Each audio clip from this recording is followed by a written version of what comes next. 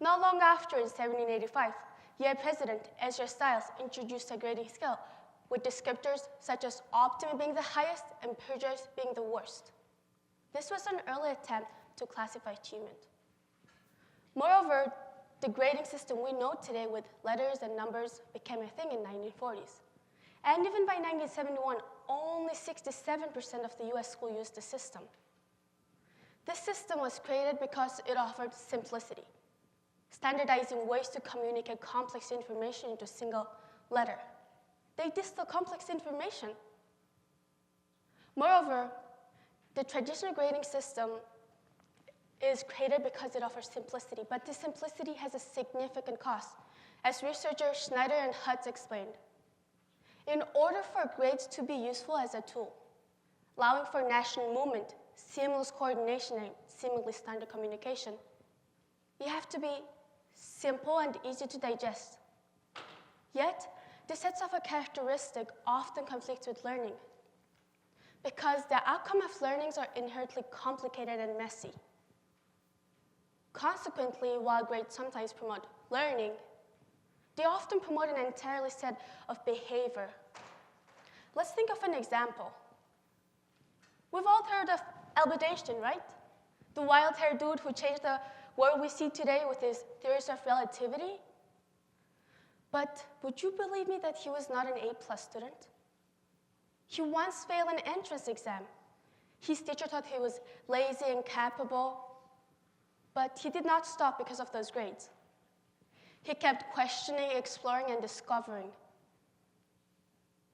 He once said, "Imagination is more important than knowledge." And I think he's right, because while test performance really measure how well we memorize, imagination really measures how well we can innovate. Talking about this, when do you get graded? Or how do you even get grades?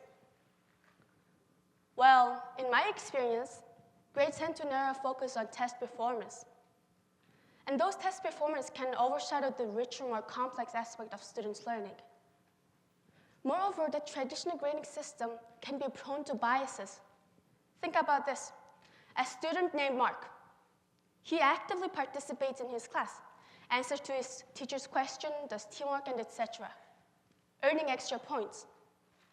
And those extra points he gained might elevate his final grade, maybe from C to B. So, is this success? Or what does it even mean to be successful? If grades are merely a simplified tool for communication, then they hardly capture the full spectrum of human potential. In reality, success is multifaceted. It encompasses many things: our resilience, our capability, our ability to innovate, and so on. To me, success is not about high grade or score. True success encompasses our full spectrum of our development. And it could be the ways to overcome challenges, the creativity to solve a problem, or even the empathy we hold that spreads positive change in our community. True success is a blend of personal growth, academic achievement, and the impact on our society. Think about this. What if success was not measured with GPA, IB, or SAT scores, but the courage to take a risk, or the determination to pursue a passion, or even to make a meaningful connection with others? Every single one of us in this theater has a unique experience and backgrounds. All those hold our strength. Lessons we've learned, dreams that cannot be summed up into a single C. Look beyond the confines of traditional grading. Challenge the system that our worth is determined with a single letter on a single paper. Challenge the system. Challenge yourself to step aside from the system and determine yourself your way. And it could be failure or success. We've already faced a challenge. Every single one of us in this theater have already faced a challenge. We came all the way across the planet to here. That is a big risk, big discovery, big challenge. And all those should determine and shape who we are. Recognize the importance of lifelong learning.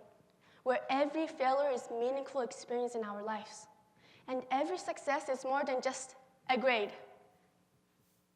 We can create a totally new academic environment that fosters curiosity, collaboration, and creativity. We have the power to redefine success that includes the diverse talent and passion that made each of us unique. Lastly, if you ever felt that school doesn't see your potential, neither did Einstein. Yet, he still managed to change the world. Maybe you can too. Remember that the grading system was invented to serve as a convenient tool, not to measure or determine our capability, potential, and success. Thank you.